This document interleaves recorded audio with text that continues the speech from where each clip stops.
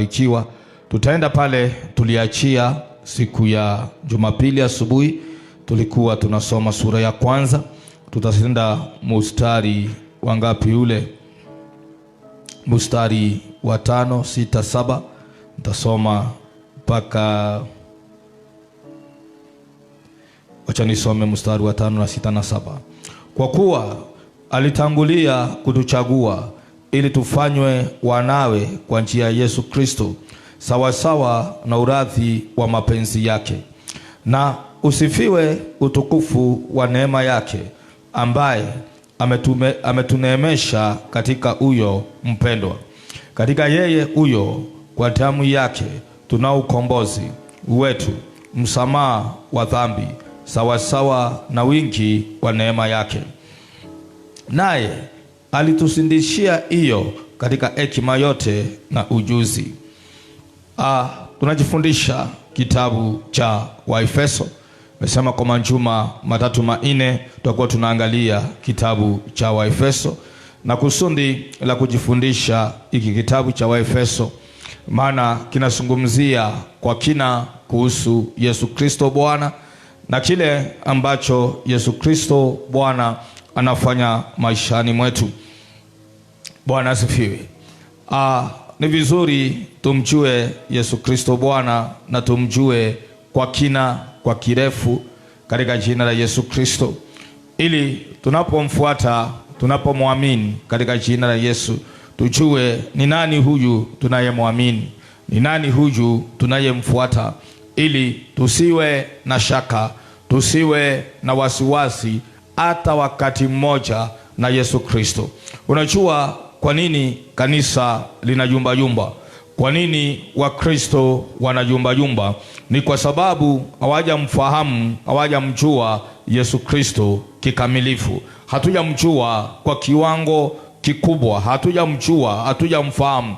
Ndiposa kanisa tunayumba yumba, ndiposa kanisa haina nguvu, ni kwa sababu ya kutomjua Yesu Kristo. Na ndiposa Wakristo wengi wanatenda dhambi.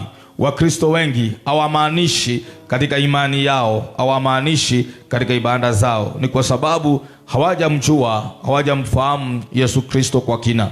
Ombi ambalo naloliomba katika jina la Yesu Kristo ni kwamba sisi ambao tulio mahali hapa na wale ambao wanaosikia ili neno tuweze kumjua na kumfahamu Yesu Kristo, na tutafute kumjua na kumfahamu Yesu Kristo. Maana tutakapomjua na kumfahamu kwa kina, hivyo ndivyo imani yetu itakuwa na mizizi ndani mwake. Hivyo ndivyo tutakavyomwamini, na vile ambavyo tutavyozidi kumwamini, hivyo ndivyo tutakavyomwendea, na hivyo ndivyo ambavyo Yesu Kristo Bwana atatutendea, na hivyo ndivyo maisha yetu yatabadilika katika jina la Yesu Kristo. Kwa hivyo nachokiomba katika jina la Yesu ni tumjue, tumfahamu Yesu Kristo katika jina la Yesu. Tafuta kumjua na kufahamu Yesu Kristo katika jina la Yesu kwa ajili ya imani yako. Pale tumesoma mstari wa 5, Biblia inasema alitangulia kutuchagua ili tufanywe wanawe kwa njia yake Yesu Kristo Bwana. Kwa hivyo ni Mungu Baba sawasawa neno lake ndiye ambaye alituchagua. Ni Mungu Baba ndiye ambaye alifanya nini? Alituchagua ndani yake Yesu Kristo Bwana ili tufanywe kuwa wanawe.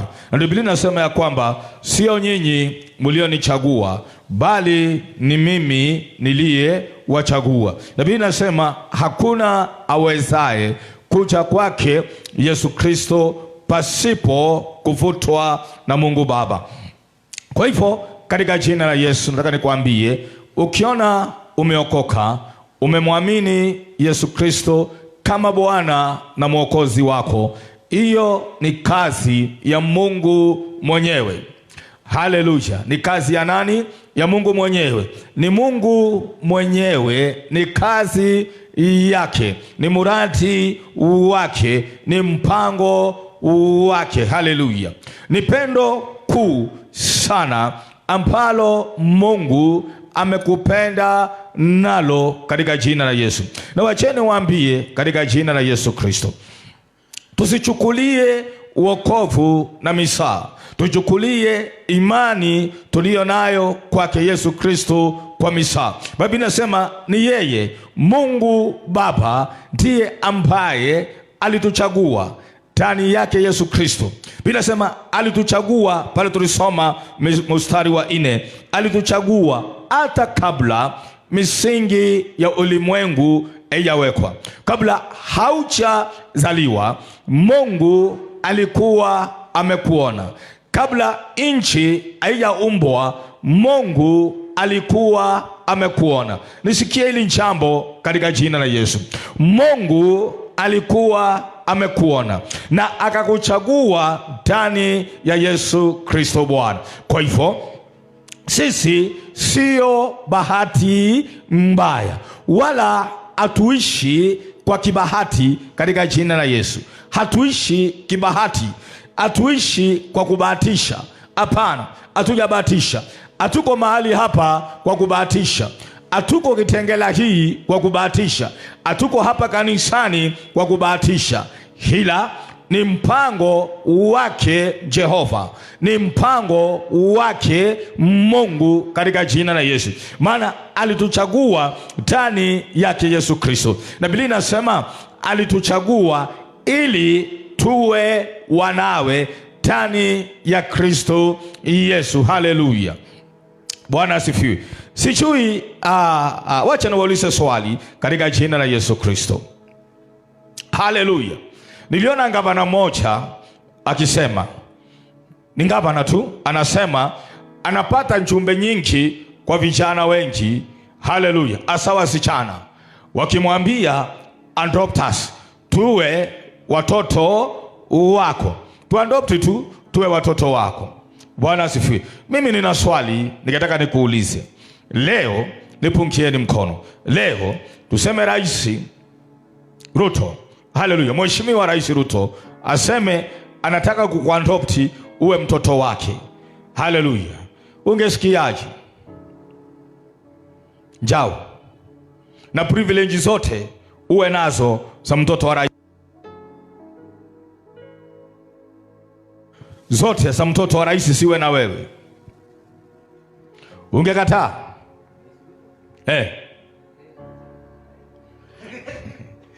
Bwana asifiwe, haleluya. Angekataa. Bwana asifiwe. Angekataa. Ni kusema tu anasema kwa sababu ya siasa ya Kenya, lakini hangekataa. Bwana asifiwe. Lakini haleluya,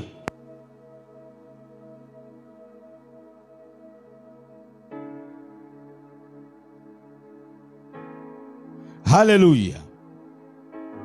Biblia inasema ya kwamba Mungu Baba alituchagua kabla misingi ya ulimwengu haijawekwa, ili tuwe wanawe kupitia Yesu Kristo Bwana.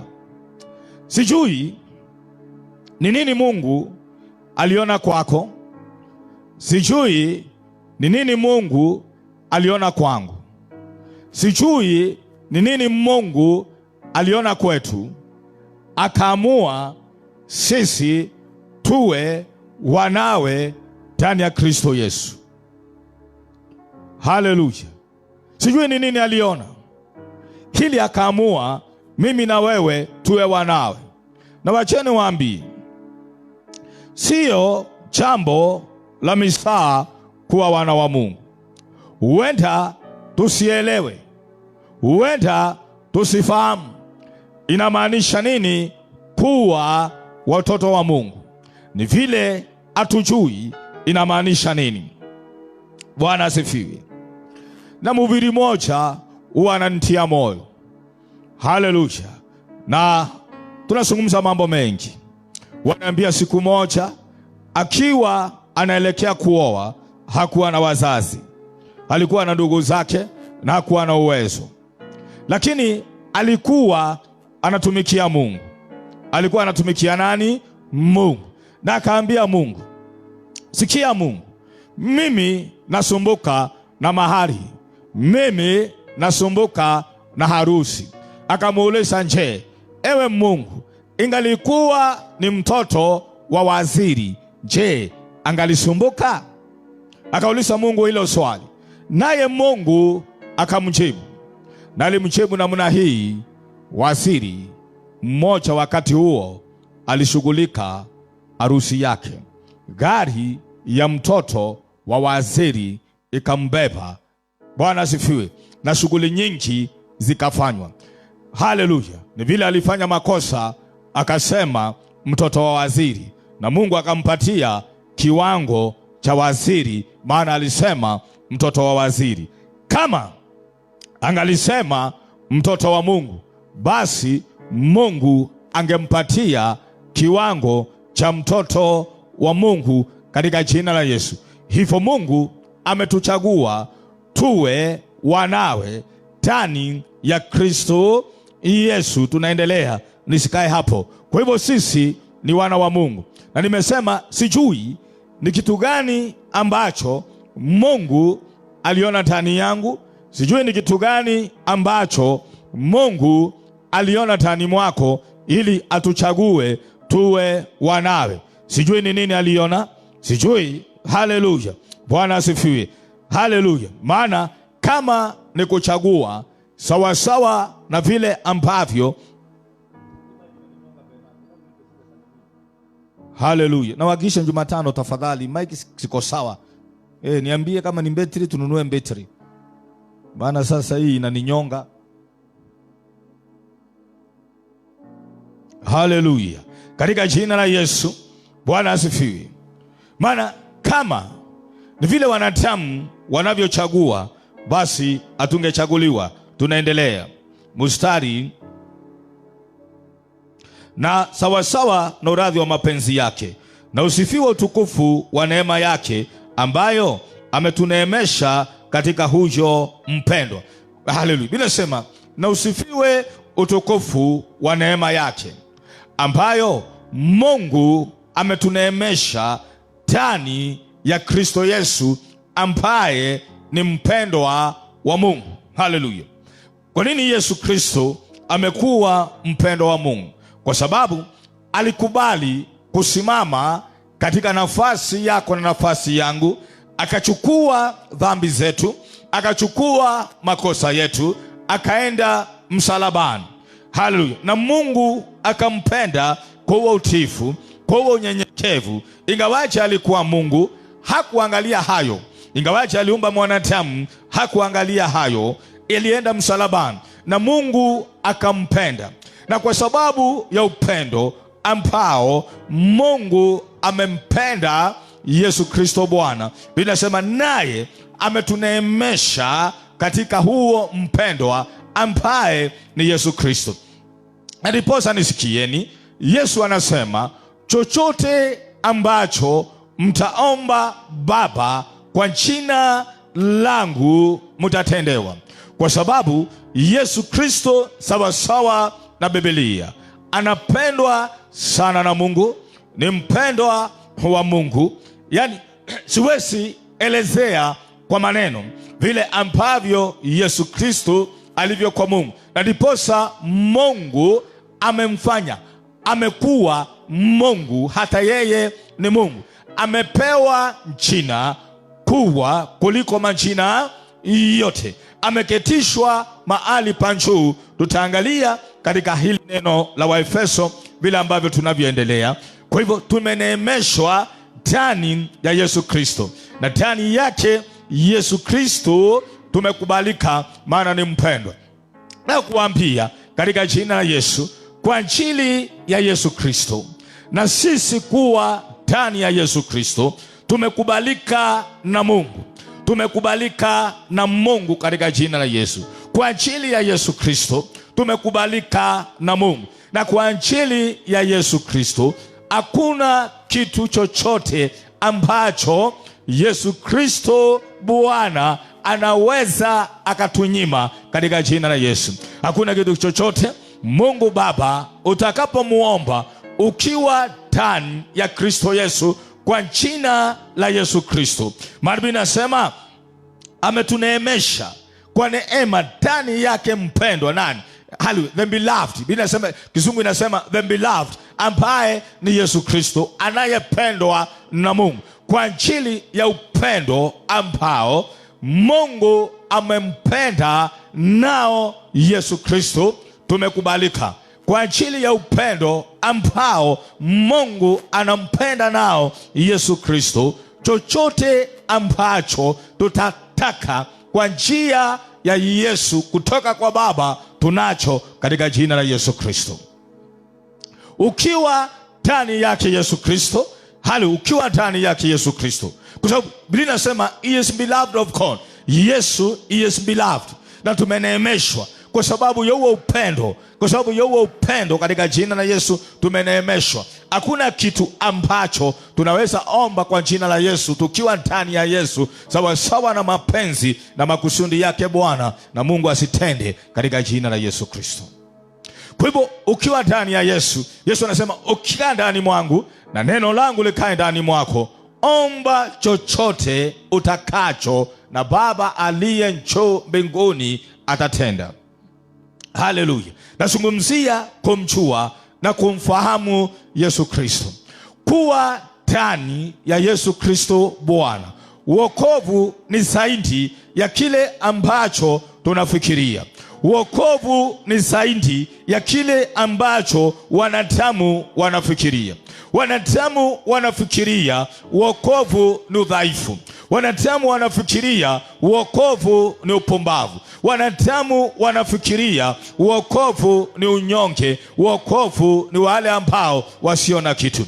Lakini kama mwanadamu angalijua, kama mwanadamu angalifahamu, na sisi ambao tumeokoka tufahamu katika jina la Yesu wokovu. Hakuna kitu katika ulimwengu huu, iwe ni fedha, iwe ni mamlaka, iwe ni uweza, iwe ni nguvu, ambacho kinaweza fananishwa na wokovu. Hakuna kitu katika ulimwengu huu, mimi nakwambia jioni ya leo katika jina la Yesu, kinaweza toshana na wokovu. Ni vile sisi hatujui, ni vile sisi hatufahamu, na ni bahati mbaya kwa sababu ya kutojua, na ni bahati mbaya kwa sababu ya kutojua mtu anaacha imani. Haleluya, Bwana asifiwe. Kwa sababu ya kutojua utaona ya kwamba kazi ikiwekwa hapa na wokovu uwekwa hapa, na waambie chagua moja, ata compromise. Wengi wanachagua kazi. Uhusiano uwekwa hapa na ata compromise. Mtu anachagua uhusiano. Watu wanachagua ulimwengu. Watu wanachagua dhambi. Wanaacha wokovu. Wanaacha Yesu Kristo. Wacheni waambie katika jina la Yesu, wala si wadanganyi, kile ambacho kwa sababu ya upendo ambao Mungu amependa Yesu, na kwa sababu ya upendo ambao Mungu ametupenda ndani ya Kristo Yesu, hakuna kitu ambacho hatuwezi tukapokea kwa jina la Yesu kupitia Yesu Kristo mwana wa Mungu katika jina la Yesu. Hili na tujue hili ya kwamba tumependwa kwa sababu ya pendo lake Yesu Kristo katika jina la Yesu. Tutaona mambo kadhaa hapa. Kwa hivyo kuanzia leo katika jina la Yesu, kwa ajili ya Yesu Kristo tunaweza omba chochote na lolote, na Baba aliye juu mbinguni akatenda katika jina la Yesu Kristo. Never ever compromise salvation. Hallelujah. Kwa sababu ya chochote. Never ever compromise salvation, imani yako kwa chochote katika ulimwengu huu katika jina la Yesu. Hakuna chochote kinaweza linganishwa, hakuna chochote kinaweza fananishwa na imani na wokovu ndani ya Kristo Yesu. Ni vile sisi hatujui katika jina la Yesu. Tunaendelea. Haleluya. Na asifiwe utukufu wa neema yake ambayo ametuneemesha katika huyo mpendwa. Nani huyo mpendwa? Yesu Kristo Bwana. Haleluya. Sijui nitaeleza vipi vile ambavyo Mungu anachukulia Yesu Kristo. Biblia inasema anapotuombea. Haleluya. Sitaeleza hayo kwa sasa, lakini nitaeleza baadaye. Mstari wa 7. Katika yeye huyo nani? Yesu Kristo. Mstari wa 7. Katika yeye huyo nani? Huyo Yesu Kristo. Kwa damu yake tunao ukombozi wetu, msamaha wa dhambi, sawasawa na wingi wa neema yake. Naye alitusindizia hiyo katika hekima yote ya ujuzi, akiisha kutujulisha siri ya mapenzi yake, sawasawa na urathi wake aliyokusudia katika yeye huyo, yaani kuleta madaraka ya wakati mkamilifu. Atavijumlisha vitu vyote katika Kristo, vitu vya mbinguni na vitu vya duniani pia, naam, katika yeye huyo. Haleluya! Mimi nazungumzia Yesu Kristo. Haleluya, Bwana asifiwe. Mimi nazungumzia kuhusu Yesu Kristo. Wewe uliye ndani yake Yesu Kristo, shangilia Bwana katika jina la Yesu. Furahia katika jina la Yesu Kristo. Ni vile hatujui, tushangilie, tufurahie. Mimi nasema yeye kwa damu yake alitutakasa, kwa damu yake tuna ukombozi katika jina la Yesu Kristo. Tuna ukombozi. Kwa damu yake tumesamehewa dhambi, na kwa damu yake tuna ukombozi. Nataka kuzungumzia ili jambo la ukombozi. Kwa damu yake tunao ukombozi wetu, msamaha wa dhambi, sawasawa na wingi wa neema yake katika jina la Yesu. Ukombozi kutoka nini? Kutoka kwa shetani, kutoka kwa kazi za giza, kutoka kwa kazi za mwovu shetani. Tunao ukombozi katika jina la Yesu. Haleluya! Kwa damu yake tunao ukombozi. Tuliomwamini Yesu Kristo tunao ukombozi. Na Biblia inasema ya kwamba tumehamishwa. Atukuzwe Bwana. Kitabu cha Wakolosai tutaangalia. Atukuzwe Bwana aliyetuhamisha, aliyetukomboa kutoka ufalme wa shetani, akatuleta kwa ufalme wa mwanawe Yesu Kristo Bwana. Haleluya! Hivyo kwa damu yake, kwa kile alifanya pale msalabani, tunao ukombozi. Sisi tumekombolewa. Na wacheni waambie, huu ukombozi nipungieni mkono. Haleluya! Nataka kueleza kitu hapa. Kuna ukombozi mara mbili. Huu ni ukombozi legally. Kuna ukombozi legally, ile inatumiwa sheria, ukombozi kisheria, na kuna ukombozi wa nguvu. Ukombozi wa nguvu ni kama huu ambao Yesu alisema toeni mapepo, tutoe mapepo. Mali tunatoa mapepo, hawa watu wanakombolewa, ila ni kwa nguvu. Lakini kuna ukombozi wa uhakika. Bwana asifiwe. Na hawa wa kutolewa mapepo wakati mwingine ni mahali imani haijafanya kazi, mahali ambapo tumepungukiwa na imani, tukapungukiwa na utukufu, shetani akaingia mahali pale. Na alipoingia mahali pale, imani yako ikawa haba, akakaa. Lakini kuna ukombozi wa uhakika, na ambao ningetaka tuzingatie jioni ya leo. Ukombozi unaotokana na damu ya Yesu. Bwana asifiwe. Ukombozi unaotokana na damu ya Yesu. This a legal. Hallelujah. Bwana asifiwe. This a legal one. Kisheria. Hallelujah. It's a legal deliverance. Kwa damu ya Yesu, Yesu amelipia na damu yake. Hallelujah. Amelipia chochote ambacho kilifanya shetani atuchukue mateka, chochote ambacho kilifanya ufalme wa giza utuchukue mateka, kwa damu yake kimelipiwa katika jina la Yesu. Sema amen. Hivyo ibilisi mwovu na utawala wake na kundi lake hawana uhalali wowote wa kukamata mwana wa Mungu. Haleluya. Kwa hivyo kama kuna mahali umekamatwa, kama kuna kitu ambacho kimekamatwa, ibilisi ana uhalali mahali pale. Na ndio Yesu anasema toeni mapepo katika jina la Yesu. Hayana uhalali wowote katika jina la Yesu Kristo. Mashetani hayana uhalali, wachawi hawana uhalali, ukanga hauna uhalali. Hakuna chochote ambacho kina uhalali wa kukamata maisha ya Mkristo. Ni haramu, ni hatia shetani kukukamata. Ni haramu, ni hatia mchawi kukukamata. Ni haramu, ni hatia mkanga kukukamata. Ni haramu, ni hatia laana kukukamata. Bwana asifiwe. Ni haramu na ni hatia. Kwa kuwa ni haramu, ni hatia, katika jina la Yesu lazima tusimame katika nafasi yetu. We enforce what Christ Jesus did on the cross. Ni kazi yako, ni kazi yangu. Hawana. Haleluya. Na wacheni waambie, Ibilisi anajua sheria, na kule lazima alichokiweka Bwana, Ibilisi hawezi akakiuka.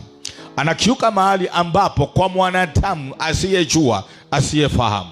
Na ni vizuri katika jina la Yesu tumjue Yesu Kristo katika jina la Yesu. Kuna watu wengi, nisikipungeni mkono, kuna watu wengi katika ulimwengu huu wa kawaida wanadhalalishwa, wanatumikishwa, wanadhulumiwa, lakini wameketi tu, wametulia tu. Nisikieni, ukidhalalishwa, ukitumikishwa katika nchi ya Kenya na usitafute, haleluya, usitafute haki yako, utaendelea kudhalilishwa.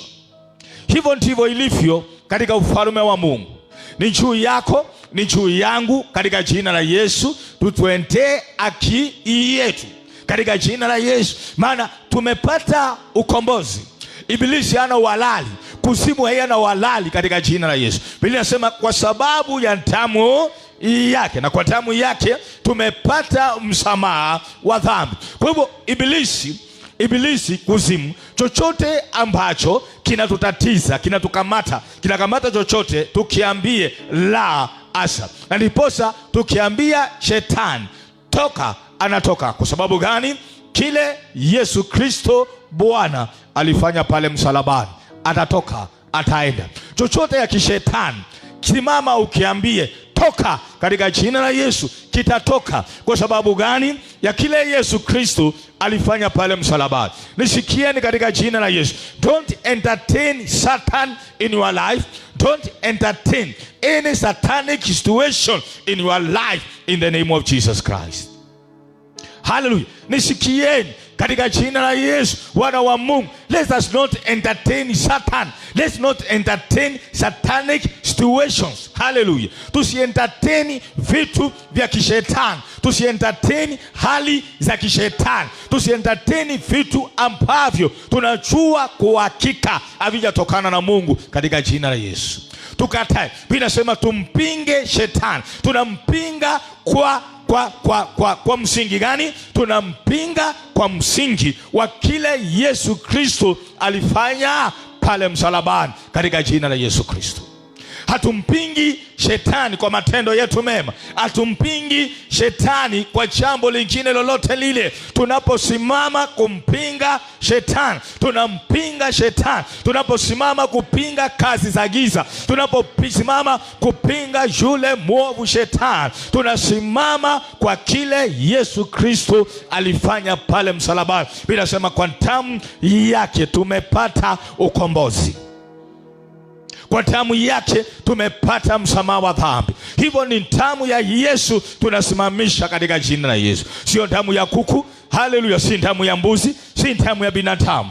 Ni damu yake Yesu Kristo tumepata ukombozi. Na Ibilisi ana legal grounds tunaposimamisha damu ya Yesu. Tukiwa na imani, tukijua kwa damu ya Yesu tumepata msamaha wa dhambi. Kwa damu ya Yesu tumepata ukombozi katika jina la Yesu Kristo. Hivyo tuna ukombozi. Kwa hivyo chochote ya kishetani, tusimame kwa maombi. Bila sema tumpinge shetani, naye atatukimbia. Tutampinga legally, hana cha kusimamisha katika jina la Yesu. Hana. Hallelujah. The devil has no legal grounds to torment you. The devil has no legal grounds to oppress you.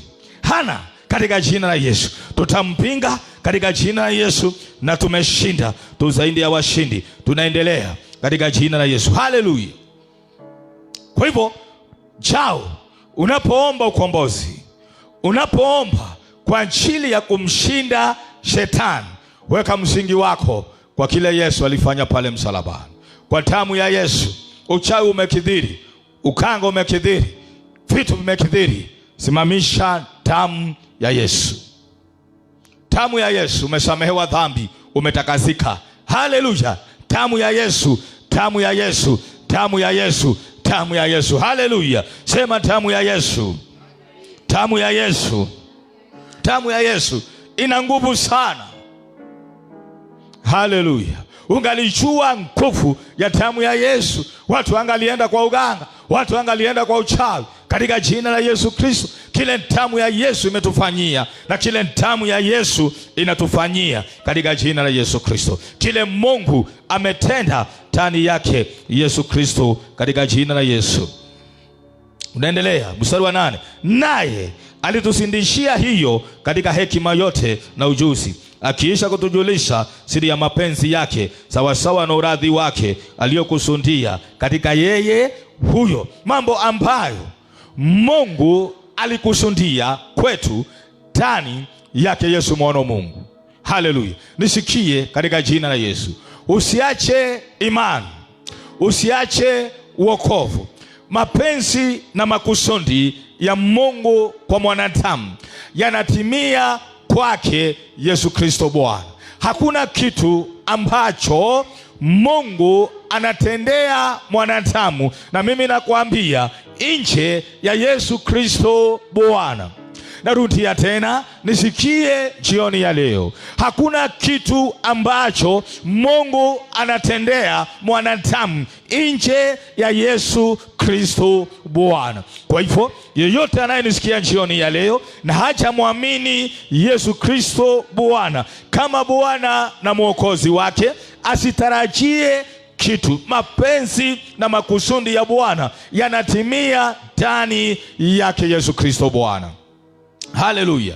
Nipungieni mkono. Kwa hivyo, kama hujaokoka, okoka jioni ya leo. Ambaye hajamwamini Yesu, amwamini Yesu Kristo jioni ya leo, maana mapenzi na makusudi yake Mungu yanatimia ndani yake Yesu Kristo Bwana. Hapo ndio kuna wokovu, hapo ndio kuna ukombozi, hapo ndio kuna msamaha wa dhambi, hapo ndio kuna baraka katika jina la Yesu Kristo. Ni bahati mbaya ya kwamba wanadamu, na nitarudia hii tena, wanafikiria wakiwa kwa dhehebu, wakijiunga na dhehebu, wakijiunga na dini, wakijiunga na kanisa, wakiwa washirika wa dhehebu, wakiwa washirika wa kanisa, wanaenda kwa ibada, wanafikiria hiyo inatosha. Hiyo peke yake haitoshi. Kitu cha mwanzo ni kuwa na ushirika na kumwamini Yesu Kristo Bwana. Hapo ndipo makusudi ya Bwana kwa mwanadamu yanatimia. Na yeyote ambaye ako nje ya wokovu, yeyote ambaye hajamwamini Yesu Kristo Bwana, ako nje ya mapenzi na makusudi ya Bwana, na huyo mtu siku ya mwisho ataangamia. Huo ni ukweli wa mambo. Katika jina la Yesu tunaendelea. Haleluya! Je, unayenisikia jioni ya leo, umeokoka? Umemwamini Yesu Kristo kama Bwana na Mwokozi wako? Baraka zote zimo ndani ya Yesu Kristo. Msamaha wa dhambi, damu ya Yesu Kristo. Ukombozi ndani yake Yesu Kristo. Haleluya! Mungu alipanga hayo, ni Yesu Kristo mwana wa Mungu. Kwa hivyo yote mimi nasema haleluya. Hakuna kitu, tutaangalia hapa katika neno tumesoma sasa hivi. Hakuna kitu, ukisoma kitabu cha Yohana, ukisoma kitabu cha Wakolosai, ukisoma Biblia, chochote ambacho kiliumbwa, binasema hakuna kitu akikuumbwa kwa njia yake na kwa yeye na kwa ajili yake. Nani? Yesu Kristo Bwana. Yesu Kristo Bwana ni yote ndani ya yote. Uliyemwamini Yesu Kristo Bwana umebarikiwa katika jina la Yesu. Sitaki kutumia jina umebahatika. Hapa si mambo na bahati, ila tumebarikiwa tuliyemwamini Yesu Kristo Bwana, maana ndani yake Yesu Kristo Bwana tutaona sasa hivi kuna vyote ndani ya vyote ndani yake Yesu Kristo Bwana. Nataka niwaambie usiku wa leo, hakuna kitu ambacho limepungua. Hakuna jambo ambalo limepungua ndani yake Yesu Kristo Bwana. Chochote ambacho tunahitaji katika haya maisha kimo ndani yake Yesu Kristo Bwana. Chochote unahitaji jioni ya leo kimo ndani yake Yesu Kristo Bwana. Hakuna kitu, hakuna jambo halimo ndani ya Kristo Yesu Bwana. Ni sisi katika jina la Yesu tujue jinsi ya kuchukua na kupokea ndani yake Yesu Kristo Bwana. Hekima na maarifa, utajiri na heshima sinawe Yesu Kristo Bwana, katika jina la Yesu. Haleluya. Haleluya. Tuliomwamini Yesu Kristo Bwana tumebarikiwa. Mume mzuri hako ndani ya Yesu Kristo Bwana. Mke mzuri hako ndani ya Kristo Yesu Bwana. Biashara nzuri imo ndani ya Kristo Yesu Bwana. Baraka na mali na heshima zimo ndani ya Kristo Yesu Bwana. Tusiache Yesu Kristo Bwana, katika jina la Yesu Kristo. Utapokea bandia kule nje, ni bandia, na ibilisi ni bandia. Maana Biblia inasema anajifanya simba angurumaye, anajifanya malaika wa nuru, lakini vyote vitokavyo kwa shetani ni bandia, ni mali bandia. Na ukweli wa mambo, chochote kitokacho kwa shetani ni bandia, na mwishowe kitatoweka. Haleluya. Bwana asifiwe. Uliyemwamini Yesu Kristo Bwana umebarikiwa. Tuliyemwamini Yesu Kristo Bwana tumebarikiwa. Haleluya. Hakika tumebarikiwa. Haleluya. Tumebarikiwa, tumeneemeshwa katika jina la Yesu. Tunao uzima, tunao hai. Haleluya. Haleluya. Haleluya. Haleluya. Wacheni waambie kitu. Unajua mashetani na malaika walioanguka huwa wanaita walioamini the living ones. The living ones, walio hai. Kama hujaokoka, Biblia inasema umekufa. Hata mashetani yanakuitanga mfu.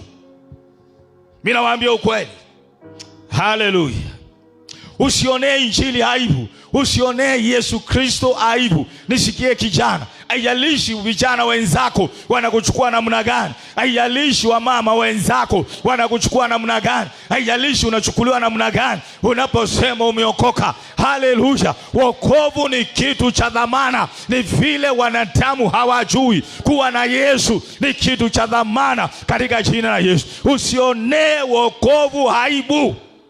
Usionee Yesu Kristo haifu. Nguvu za Mungu, mapenzi ya Mungu, Biblia inasema kila kitu kiliumbwa kwake na kwa njia yake na kwa ajili yake. Wacha tuangalie jambo hapa katika Biblia. Haleluya. Hatukuzwe Yesu mwana wa Mungu. Hatukuzwe Yesu mwana wa Mungu. Hatukuzwe Yesu mwana wa Mungu kwa ajili ya kutuokoa. Hatukuzwe Yesu mwana wa Mungu kwa ajili ya kutuneemesha, kwa ajili ya kutuona. Katika jina la Yesu tumebarikiwa, tumeneemeshwa katika jina la Yesu Kristo. Haleluya. Hatukuzwe Yesu Kristo Bwana.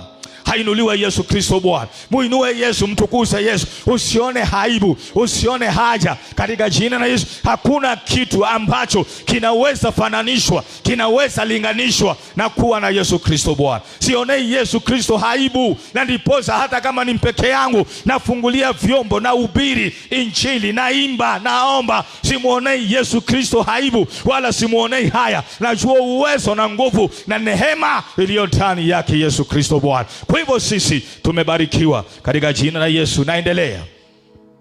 Haleluya. Mstari wa ngapi? Mstari wa 10. Yaani kuleta madaraka ya wakati mkamilifu, atavinjumulisha vitu vyote katika Kristo.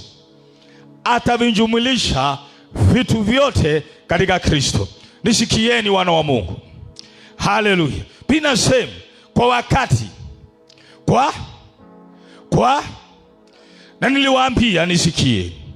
Kalenda ya ulimwengu ina Mungu. Kalenda ya ulimwengu huu ina Mungu. Ni Mungu aliye na kalenda ya ulimwengu, aliyeumba mbingu, aliyeumba nchi. Yeye ndiye aliye na kalenda ya ulimwengu huu.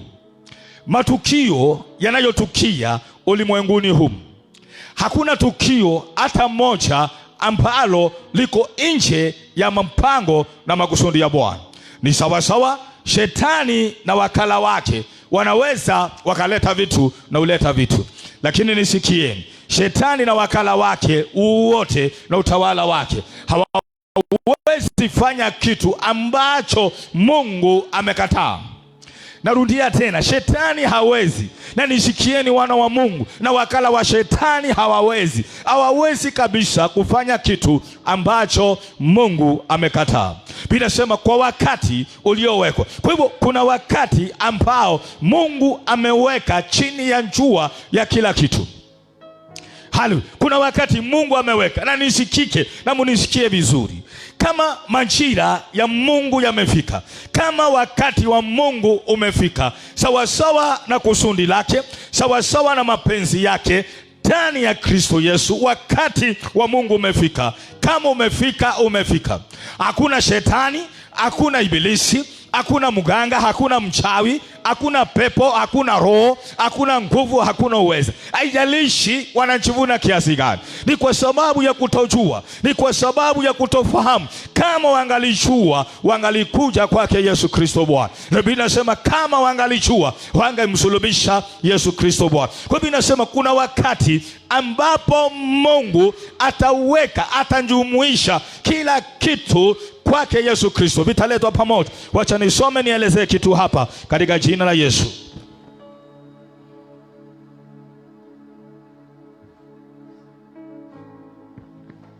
Wacha nisome nielezee kitu hapa, ili usiwe na wasiwasi katika jina la Yesu. Tumchueni Yesu, tumfahamu Yesu katika jina la Yesu. Nitasoma mstari wa 10. Yaani kuleta madaraka ya wakati mkamilifu. Madaraka ya wakati. Kwa hivyo kuna wakati mkamilifu. Ephesians 1:10. Kuna wakati mkamilifu uliowekwa na Mungu, uliyetengwa na Mungu. Na Biblia inasema huu wakati utakapofika, maana huu wakati utafika. Huu wakati utafika, na shetani hatapinga, wasiookoka hawatapinga, watawala wa ulimwengu hawatapinga, walio maraisi na nguvu na nchi ambazo sina nguvu asitapinga. Huo wakati ukifika, Mungu atafanya nini? Atavijumlisha vitu vyote katika Kristo, vitu vya mbinguni na vitu vya duniani pia. Atavijumlisha vitu vyote katika Kristo.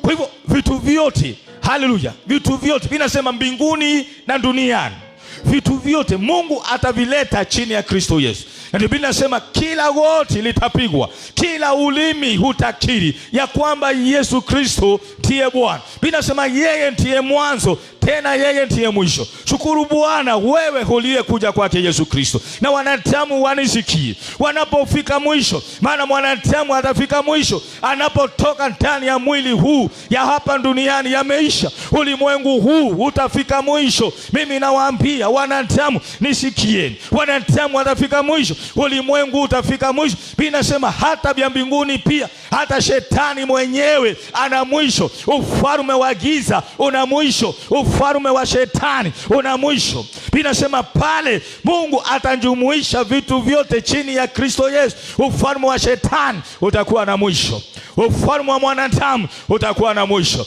mwanadamu mwenyewe atakuwa na mwisho. Na hapo waliokataa Kristo, hapo ndipo watajuta. Waliokataa Kristo, hapo ndipo watalia. Vitakavyojumuishwa vyote chini ya Kristo Yesu, ndio mashetani wataingia jehanamu. Ndio wote waliomkataa Yesu, haleluya, watajua siku hii. Bwana asifiwe, haleluya. Mwisho wa kila kitu mikononi mwa Mungu, na mwisho wa kila kitu unapofika, Mungu anaanzia mahali pale katika jina la Yesu Kristo. Kwa hivyo ulio kwake Yesu Kristo, shukuru Bwana katika jina la Yesu Kristo. Uko mahali pazuri katika jina la Yesu. Kwa hivyo kuna wakati Mungu anatenda haya mambo ndani ya Kristo Yesu. Vitu vyote vinasema vilivyo juu mbinguni hata duniani, na vinasema vitu vyote viliwekwa chini ya utawala wa Yesu. Na kitabu cha Wakorintho kinasema ni Yesu mpeke, ni Mungu peke yake Baba, hakuwekwa chini ya Yesu Kristo Bwana. Mashetani, ibilisi mwenyewe. Kwa hivyo watumishi wa shetani wanisikie katika jina la Yesu. Hata shetani baba yao hako chini ya utawala wake Yesu Kristo mwana wa Mungu. na siku moja katika jina la Yesu utawala wake utaisha. Utabaki tu utawala wake Yesu Kristo. Ufalme wake Yesu Kristo ndio ufalme wa milele, usio na kikomo, usio na mwisho. Ni Yesu Kristo Bwana, asio na mwisho, asio na kikomo. Na wote walio ndani mwake, Yesu anasema ijapokuwa watakufa, wataishi katika jina la Yesu. Haleluya. Tunaendelea katika jina la Yesu Kristo. Kwa hivyo Yesu Kristo Bwana ni kila kitu kwa mwanadamu. Laiti mwanadamu angalijua, laiti wewe ungalijua katika jina la Yesu. Never compromise katika jina la Yesu. Mungu atusaidie. We should never compromise kwa chochote kile. Tupewe fedha, tupewe mapenzi, tupewe anasa, tupewe mamlaka. Hakuna kitu ambacho kinatoshana na Yesu Kristo katika maisha ya mwanadamu. Hakimo wala kitakuwemo. Kijana nisikie, usije kandanganywa na msichana tu anakupigia smile, kasmile kama msichana tu kana kuondoa network ya Mungu. Ishindwe hiyo katika jina la Yesu. Sema amen. Haleluya.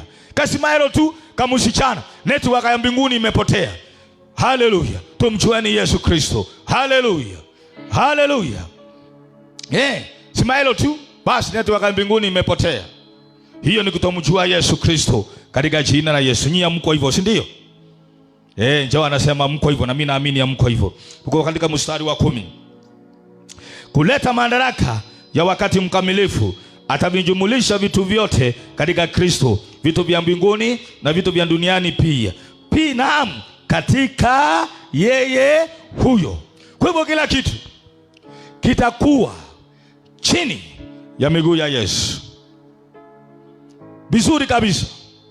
Sasa in the spiritual world simo chini ya miguu ya Yesu. But even physically, a time will come. Binasema wakati mkamilifu kila kitu kitakuwa chini yake. Ole wake waliokataa Yesu. Ole wake waliomtukana Yesu. Ole wake waliomdhihaki Yesu. Ole wake walioshindana kanisa na kupiga kanisa. Wanadamu wasikie, hii si historia, si mambo tu, lakini wakati moja yatatimia. Mungu aliyesema mwili utarudi mavumbeni na mwili unarudi mavumbeni, ni huyo huyo anayesema haya. Wanaosikia sauti hii katika jina la Yesu wana nafasi jioni ya leo ya kuja kwake Yesu, ya kumrudia Yesu katika jina la Yesu. Maana yeye ndiye mwanzo, maana yeye ndiye mwisho, ndiye atakaye hukumu walio hai na walio kufa, na kila goti litapigwa ya kwamba Yesu Kristo ni Bwana. Wata kila kitu kitakapoletwa chini yake, hata mashetani yatakiri yakiwa yanaelekea jehanamu ya kwamba Yesu Kristo ni Bwana, maana yeye ndiye Bwana. Yesu Kristo ni Mungu. Msimuache imani katika jina la Yesu. Mungu anatenda yote. Mstari wa 11. Tunaendelea kwa sababu ya wakati. Na ndani yake sisi nasi tulifanywa urithi, huku tukichaguliwa tangu awali. Sikia, na ndani yake sisi nasi tulifanywa urithi. Na ndani ya nani? Ya Yesu tuliyemwamini. Haleluya. Tulifanywa urithi. Urithi wa nani? Urithi wa Mungu. Biblia semaje? Moyo wa mtu uko wapi? Katika kitabu cha Luka inasema mahali kuna hazina ya mtu, hapo ndipo moyo wake. Na Biblia inasema sisi ni urithi wa Mungu. Tuliokoka ni urithi wa Mungu. Na Biblia inasema mahali moyo wa mtu ulipo ni mahali ambapo pana urithi wake, ni mahali ambapo pana hazina yake. Kwa hivyo moyo wa Mungu, kwa sababu ya Kristo Yesu, tumefanyika urithi wa Mungu. Hallelujah. We are God's heritage. Mungu anatuchukulia kama urithi wake. Na ndiposa mimi huwa nahurumia watu ambao wanaochezea kanisa. Nyinyi wachawi mnaochezea kanisa, ole wenu, ole wenu. Unanisikia jioni ya leo? Ole wenu, ole wenu, ole wenu. Laiti mungalijua mnachezea urithi wa Mungu. Binasema moyo wa mtu uko katika urithi wake. Binasema Mungu katika Kristo Yesu ametufanya kuwa urithi wa Mungu. Kwa hivyo sisi ni urithi wa Mungu. Tuliomwamini Yesu ni urithi wa Mungu. Tuliookoka ni urithi wa Mungu. Sisi tuna mwenyewe anayetuangalia. Binasema mwangalizi wa urithi wa Israeli, ambaye ni Mungu wetu halali wala asinzii, katika jina la Yesu. Kama shetani atafanya kitu, ni sisi wenyewe tumeruhusu, ama Mungu mwenyewe ameruhusu. Ila ibilisi ana uwezo, ana ruhusa ya kuingia kwako na kufanya chochote atakacho. Na waambia usiku wa leo, ukiona shetani amefanya kitu maishani mwa Mkristo, aidha huyo Mkristo ameruhusu shetani, amefungulia shetani mlango, ama Mungu mwenyewe ameruhusu shetani ili Mungu atukuzwe. Lakini sisi ni urithi wa Mungu, sisi ni sehemu ya Mungu. Shetani hawezi ingia kwetu vile anavyotaka. Shetani hawezi ingia maishani mwetu vile anavyotaka. He can't just come in and out. It is not possible. Hallelujah. Kwa hivyo usizungumzie mambo ya shetani. Haleluya. Sisi ni urithi wa Mungu, tuna mwenyewe. Inasema ndani yake Yesu tumefanyika urithi wa Mungu. Wewe ni urithi wa Mungu. Mahali popote ulipo, unapotembea njiani, jua ya kwamba wewe ni urithi wa Mungu. You are God's heritage ndani ya Kristo Yesu. Moyo wa Mungu uko kwako, jicho la Mungu liko kwako. Ibilisi asifikirie, shetani asifikirie, wachawi wasifikirie, waganga wasifikirie, wenye kuabudu ibilisi wasifikirie. They can do whatever they want. It is not possible. Haiwezekani wakafanya kile wanachotaka. Labda tuwaruhusu, tuwafungulie milango. Tunaendelea. Kwa hivyo sisi ni urithi wa Mungu. Haleluya. Sisi ni mali ya Mungu.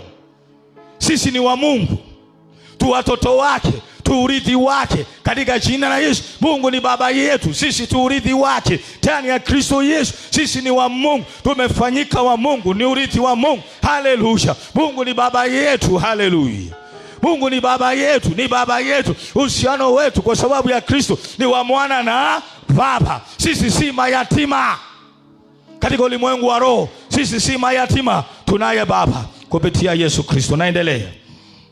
Na ndani yake, ndani ya nani? Ya Yesu tulifanywa urithi, huku tukichaguliwa tangu awali sawa sawa na kusudi lake, ambayo hufanya mambo yote kwa shauri na mapenzi yake. Tangu awali. Umesikia njao? Haukuchaguliwa ile siku uliokoka, ulichaguliwa tangu awali. Haleluya. Tangu awali. Katika jina halituchagua tangu awali. Haleluya. Kabla misingi ya ulimwengu yawekwa, sijui aliona nini. Yeye ndiye anajua aliona nini. Lakini nashukuru Bwana ya kwamba nilichaguliwa. Langu ni kushukuru, si kuuliza kwa nini. Haleluya. Bwana asifiwe. Wewe ukiandikwa kwa kalamu na wengine waje aliko, usiulize umealikwa kwa nini, nenda kule. Haleluya. Bwana asifiwe. Haleluya. Mstari wa 12 kwa sababu ya muda. Biblia inasema kwa shauri lake. Biblia inasema anafanya mambo kwa shauri lake. Ni vizuri nipungieni mkono. Vizuri nieleze hivi. Biblia inasema kwa shauri lake. Ni vizuri ya kwamba Mungu afuati shauri la yeyote wakati wa kuchagua. Anaambia Musa, na mchagua ni mchaguaye, na mhurumia ni mhurumiaye. Hivyo Mungu alituona vile tulivyo. Haijalishi wanadamu wanatuona namna gani, haijalishi wanadamu wanachukulia namna gani, haijalishi wanasema tuko namna gani. Hivyo hivyo Mungu ametuchagua, aliona tunafaa. Na kama Mungu aliona tunafaa, basi nani ambaye hatasema hatufai? Jao. Kama Mungu aliona unafaa, kama umeokoka, umeamini Yesu Kristo, hakika wewe umeokoka. Nisikie, unafaa katika jina la Yesu Kristo.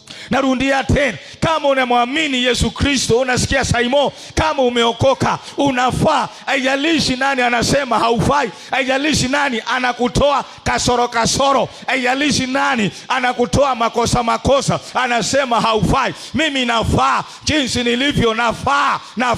Mungu aliona nafaa. Biblia inasema yeye hafuati shauri la yeyote, alituchagua katika shauri lake kwa mapenzi yake. Haleluya. Hata kama mdomo uko kombo, unafaa katika jina la Yesu. Hata kama mafua yako ni makubwa kama yangu, unafaa. Hata kama masikio yako ni kama yale ambayo mmoja alizungumzia mwanasiasa, unafaa katika jina la Yesu. Haleluya. Haleluya. Mungu aliona unafaa.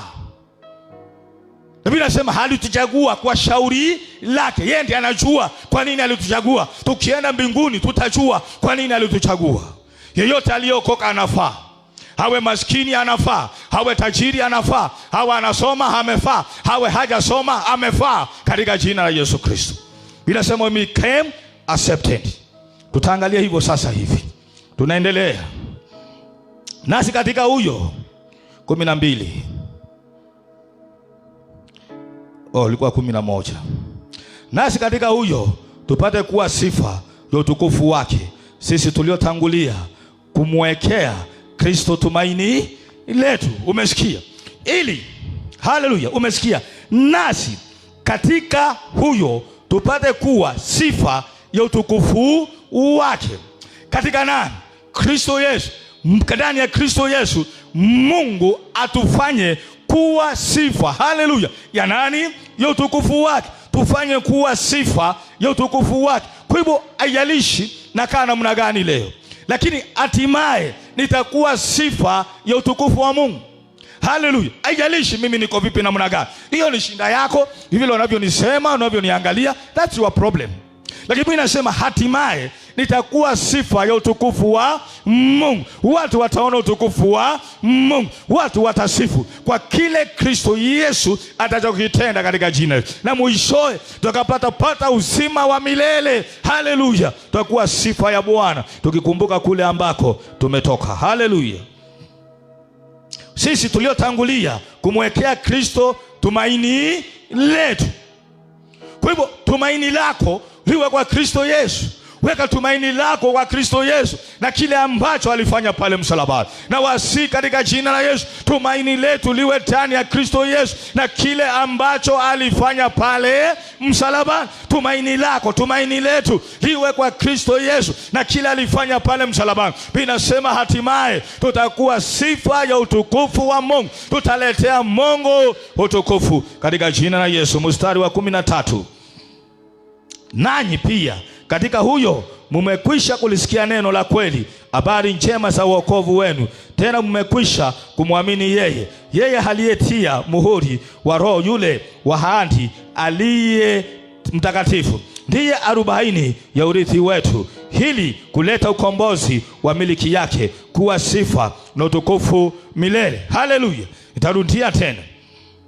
Nanyi pia katika huyo mmekwisha kulisikia neno la kweli, habari njema za wokovu wenu. Tena mmekwisha kumwamini yeye. Kwa hivyo tumelisikia neno la kweli. Kile Mungu anachosema ni kweli, tena ukweli mtupu katika jina la Yesu. Neno la Bwana ndio kweli. Kile Mungu anachosema ndio kweli, lakini kingine ni uongo. Hilo neno la Bwana ndio kweli. Kile neno la Bwana linasema kuhusu wewe ndani yake Yesu Kristo. Amini, usiwe na shaka katika jina la Yesu Kristo. Amini 100%. Tunaendelea katika jina la Yesu ili tuombe. Tutaendelea Jumapili. Habari njema za wokovu wenu. Habari njema za wokovu wenu. Huu wokovu una nini? Kumwamini Yesu Kristo kuna nini? Tuko tunaangalia mambo ambayo tulikuwa tunaombea siku ya Jumapili kuhusiana na imani na wokovu katika jina la Yesu. Hili imani yetu iwe imara. Tusiyumbayumbe katika jina la Yesu katika imani. Tusiyumbayumbe katika wokovu licha ya yale ibilisi anaoleta na wakala wake. Tunaendelea. Tena mmekwisha kumwamini yeye na kutiwa muhuri wa yule Roho ya ahadi aliye mtakatifu. Binasema tulipomwamini Roho Mtakatifu, binasema ni muhuri wa kudhihirisha ya kwamba Mungu atatenda ahadi yake, ni urithi wake. Kwa hivyo kama una Roho Mtakatifu, nataka nikwambie katika jina la Yesu Kristo, katika jina la Yesu Kristo ndiye aliye arobaini ya urithi wetu. Roho Mtakatifu, kama umejazwa Roho wa Bwana, Biblia sema ndiye arobaini is the guarantee of the promises. Kwa hivyo kama umejazwa Roho Mtakatifu wa Bwana, jua ya kwamba ahadi za Bwana zote zitatimia katika jina la Yesu Kristo. Haleluya. Zitatimia. Biblia sema hili kuleta ukombozi katika jina la Yesu. Kwa hivyo kama umejazwa Roho Mtakatifu wa Bwana, amini kile Mungu anachokisema, maana kitatimia katika jina la Yesu Kristo. Yesu ni yote ndani ya yote kwetu. Yesu ni kila kitu kwetu. Ni zaidi ya nyumba, ni zaidi ya gari, ni zaidi ya kila kitu. Tukiwa naye tuna kila kitu. Na si bandia, original. Na si uponyaji wa Yesu si bandia. Baraka za Yesu si bandia. Wokovu wa Yesu si bandia. Hakuna kitu cha Yesu bandia. Bandia ni ya ibilisi. Tusimame. Tutaendelea Jumapili.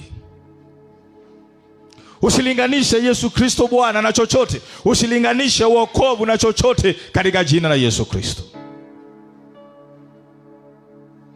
Heri, heri, heri, heri wana uzima. Heri waliompokea Bwana Yesu wana uzima.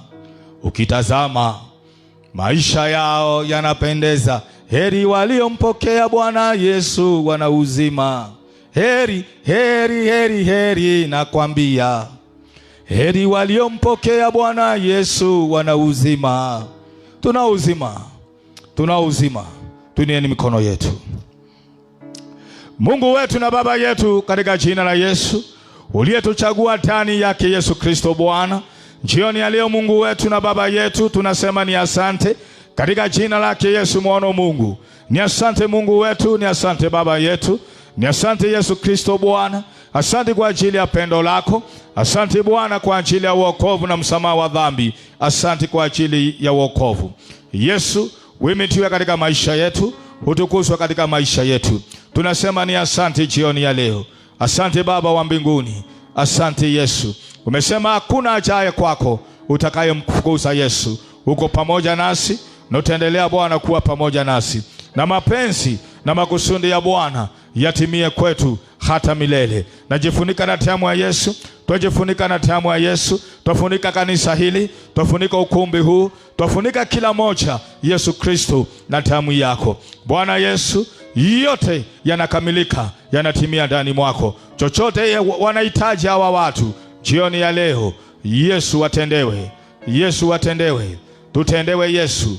Tutendewe mwana wa Mungu katika jina la Yesu. Asante kwa ajili ya sadaka na fungu za 10 ambazo Bwana tutatoa. Ni asante Yesu. Ni asante Bwana. Katika jina la Yesu tunaomba na tunaamini na tuseme amen.